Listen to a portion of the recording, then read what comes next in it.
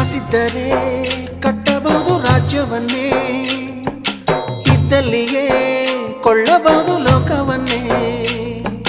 ತಾಯಿಯ ದಯ ಹನಿಯು ಸಿಗುವುದೇ ನಮ್ಮ, ಕೋಟಿ ಕೊಟ್ಟರು ಅದನ್ನು ತರುವರಾರಮ್ಮ. ಅವಳ ಮಡಿಲ ಸುಖ ದೊರೆತರೆ ಕೊನೆ ತನಕ, ಎಂಥ ಭಾಗ್ಯ ಕಂದ ಈ ನಿನ್ನ ಬಾಳಿಗೆ.